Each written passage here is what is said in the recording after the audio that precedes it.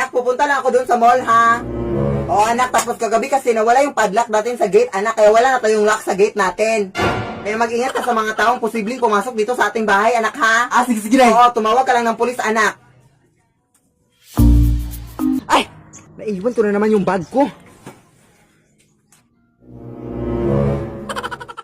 Sino ka? Hoy, sino ka? Ano yan sa'yo, anak? Mama mo to, hoy. Manong pulis!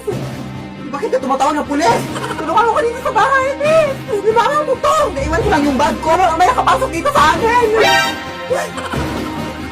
Ma'am, sa presinto ka na po mapaliwanag.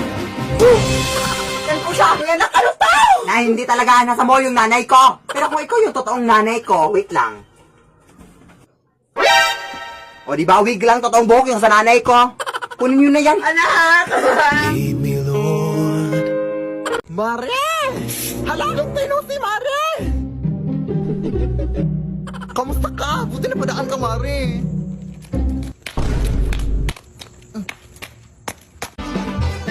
Bakit mo paa mo, Mare?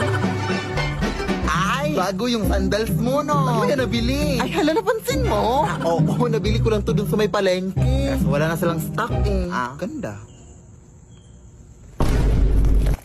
Uy! Ano nangyari sa'yo? She was a fairy. Bago din pala yung bag mo. Sana all, ang ganda. Ay, hala, hindi ko akalain mapansin mo rin. Mahal to, hindi mo afford. Uy, okay ka lang, Mare. Ay, nagpakulay ka din pala ng buhok. Ay, oo, kanina. 5K yung nagastos ko dito sa buhok. Sana all madawing pera, Mare. Nakapag-withdraw kasi ako ng pera kanina. Saan ka nakapag-withdraw? Wala namang malapit na bank dito sa atin. Hindi naman ako sa bank mag-withdraw. Alam mo bang pwede din tayo mag-withdraw sa Cebuana Luwilyen? Sana all. Anong sana all? Pwede all. Kasi pwede ka na mag-withdraw at iba pa sa over 3,000 branches ng Cebuana Luwilyen nationwide via bank net. Kaya no more sana all. Sa Cebuana Luwilyen, pwede all.